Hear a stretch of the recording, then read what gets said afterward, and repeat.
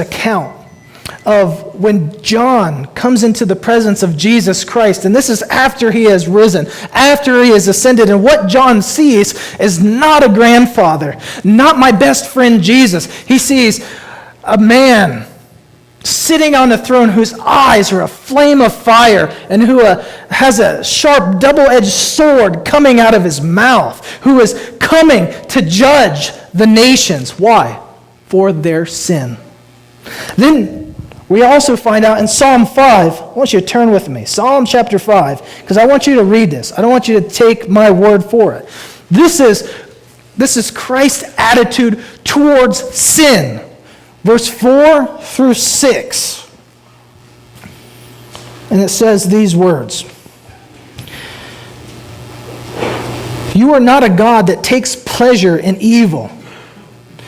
With the wicked you cannot dwell. The arrogant cannot stand in your presence. You hate all who do wrong. Then it goes on. You destroy those who tell lies. The bloodthirsty and deceitful men God abhors. Okay, so what's God's attitude towards sin? It is violent. He does not like it. In fact, it can't even dwell in his presence.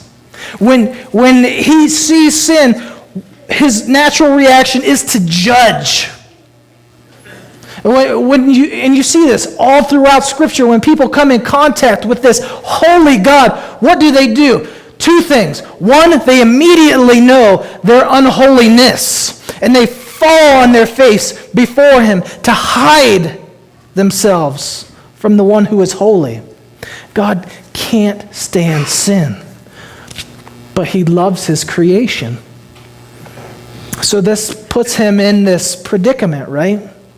If he hates sin, but he loves you and he loves me. We not only see his attitude towards holiness in Christ's reputation, but we see it in this candid reality of how he deals with sin. He deals with sin through a cross. And when we want to see the attitude of God towards sin, look at the cross. Look at what his son had to endure. Jesus went to a cross to pay the price for sin. And I want you to consider right now the depths of the suffering that he went through. Jesus was arrested unjustly. He had never sinned. He was beaten with rods, punched in the face, spit upon, had his beard pulled out, had a thorn of crowns placed on his head and jammed into his skull. He was taken to this stump and they tied him to it. And then they beat him with a cat of nine tails and it ripped the flesh from his body. And then after that, they gave him a cross and said, carry it. And he carried it up this hill, and then they nailed him to it. And in that, we see this picture of God judging the sin of the world. And how can we look at sin and smile upon it? Because God has a vastly different attitude. A holy God looks at sin and sees something that is abhorrent to him. But we also see this candid reality as well. The reality of hell. Is God serious about sin? Yeah, because hell is real. And people, as we speak, are going there. Why? Because they're sinners? No. Because they've rejected the salvation that God has given them from their sin. I think about what Jesus said. He said in Matthew 10, he says, don't fear the one who can kill your body alone, but fear the one who can kill your body and then cast your soul into hell. Saints, we serve a just and holy God, and we ought not approach him lackadaisically. We not ought to lift up our sin to him and flaunt it in front of him, because he's a God that judges sin, and a God that takes sin very seriously, so much so he sent his son to die for it.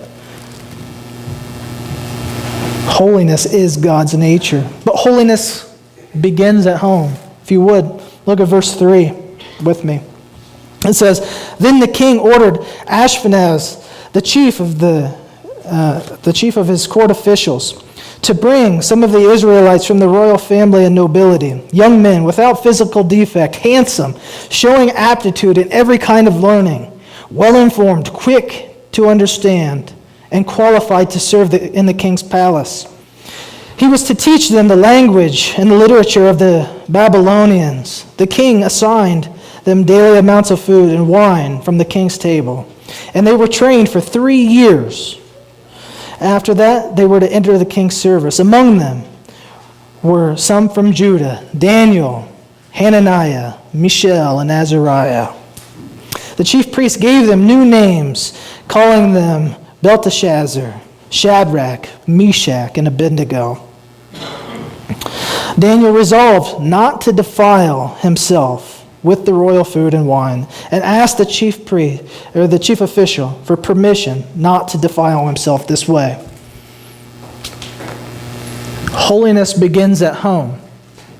And I want you to think about Daniel's predicament. He's a teenager, probably 13 to 15 years old at this time, taken away from everything he knows, in a strange country as a captive, in a culture that hates everything about his faith.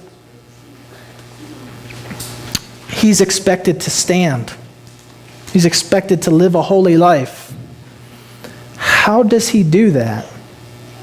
Well, it begins at home. How was Daniel so strong?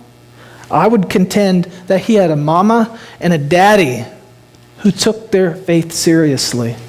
He had a mom and dad who pursued holiness themselves and were determined to show their son the way. And because they were determined, because they cared, because holiness and honoring God with their life was a priority, it was poured into their son so that when he was removed from that situation, he did not depart from his faith. He stood strong. Why? Because holiness begins at home.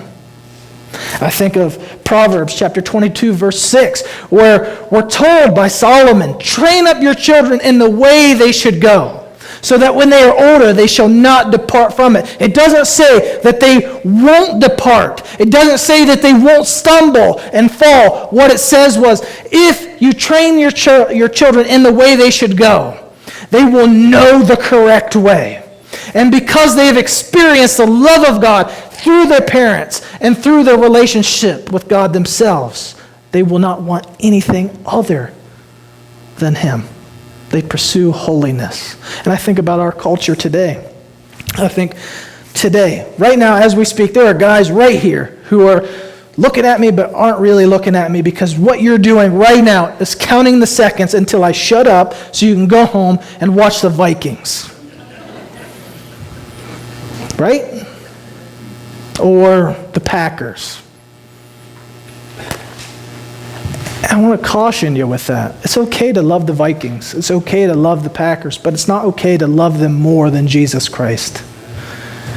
And when you do, you're saying something without saying anything. You're saying to Savvy, you're saying to these girls, you're saying to your sons who are sitting next to you, this is truly what's important. And here's the unintended consequence of that. When they get older, that's what they'll prioritize. And when they go through difficult times and they're taken out of their comfort zone, they're taken to a faraway land where things are just odd for them, and they face so many temptations, they will fall. Why? Because holiness wasn't important at home. It didn't start there. But holiness starts at home not only by showing your children the way, but by the stewardship of your own heart. Look at verse 9. It says, or verse 8, Daniel resolved not to defile himself with the royal food and wine, but he asked the chief priest permission not to defile himself in this way. Now God had caused the official to show favor and sympathy towards Daniel, But this official was afraid because this official was given this responsibility. And if he didn't act as his king called him to, Nebuchadnezzar would cut off his head. And then verse 11, then Daniel said to the guard, the chief priest, and the official who was appointed over him, he said, please test your servants for 10 days and give us nothing but vegetables and water to drink. And compare our appearance to the other young men who eat the royal food. And treat your servants in accordance with what you see. So he agreed to test them for 10 days. Then pop down to verse 17. It says, to these 4 young men, after they had passed the test, God had given them understanding. Okay? Why? Because he had stewarded his own heart. We're told in Proverbs chapter 4, verse 23, guard your heart, for it is the life spring. Okay? Guarding your heart is the highest of all responsibilities that we have as Christians. And I want you to look at what Daniel did. Daniel was brought into this culture, and not only was he asked to eat this food that wasn't permitted according to his diet, but they tried to change him.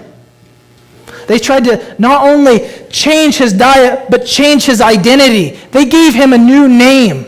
Instead of Daniel, which is a name that has the name of God in it, they were given the name of Belteshazzar, which means Prince of Baal, a false god.